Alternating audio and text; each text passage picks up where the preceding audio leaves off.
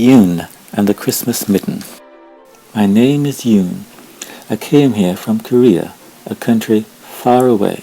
One winter day, my teacher in my new American school read my class a story. It was about Mrs. Santa Claus, who lived at the North Pole. Santa comes on Christmas Eve and brings us presents, the freckled boy told me. My teacher let me take the Christmas book home, and that night I showed it to my father. "Look, Father," I said, "here is a story about Mr. Santa Claus." I told my father all about the man in the red suit. I showed him the picture of the red and white striped North Pole. I giggled and turned to the page with a sleigh piled high with presents. My father pushed the book away. "We are Korean. Santa Claus is not a custom." I hung my head. "But the boys and girls at school say he will visit on Christmas Eve." "Little Yoon," my mother said, "we are not a Christmas family. Our holiday is New Year's Day. We will visit our friends, the Kim family. We will have a fine meal together, and we will wish each other good luck." She smiled. "You can wear your red dress on the celebration day." I stomped my foot. "I do not like that dress. The collar pinches and the buttons pop open." I stomped my foot again. My mother raised her eyebrows. "Enough, Yoon," my father said. "This is not respectful. Go to your room. Go." I hugged my Christmas book to my heart. I ran to my room doing as I was told.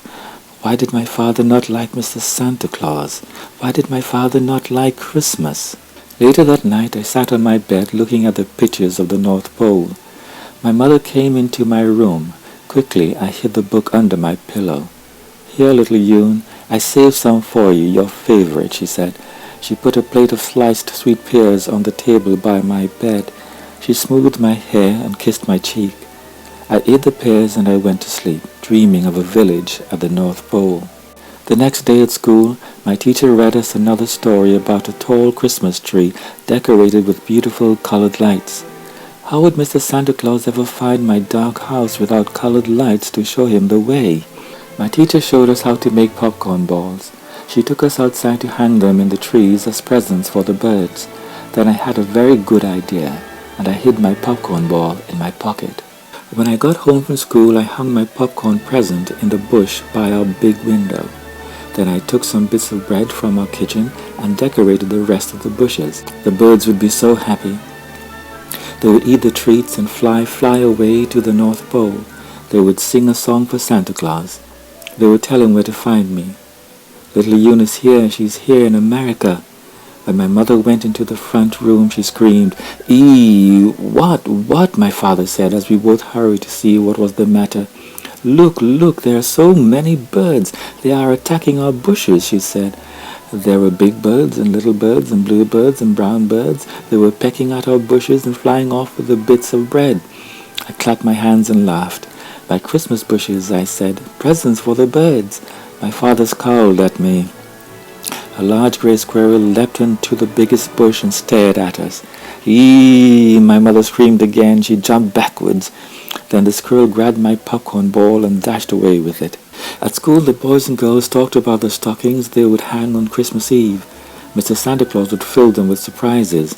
I knew my mother and father would not allow me to hang a Christmas stocking. After school, I found my mother embroidering. "We will take this gift when we visit Mrs. Kim on New Year's Day. Do you think this is pretty?" my mother asked. She held up the lotus flower on the corner of the new tablecloth. "Yes, Mother, pretty," I said. "I learned a pretty song in school today. It is about a reindeer with a red nose. This reindeer is Santa Claus's favorite." My mother shook her head. "Yoon," she said, "your father and I have told you we are not a Christmas family. We are a Korean family. Now dry your tears." If only my mother and father could hear the stories and sing the songs. Before I climbed into bed that night, I pinned my most colorful mitten to the bottom corner of my blanket. It would be my Christmas mitten. Santa Claus would come and leave a present. My mother came to tuck me in. "What is this?" she asked. "Please, Mother, please let me keep it there," I begged. "It is my Christmas mitten." My mother sighed. After she left, I heard my father and mother whispering in the front room. When my father came in to see me, he asked, "What is this I hear about a Christmas mitten?" I lowered my eyes. "When Santa Claus comes, This is where he will leave my surprise. My father shook his head.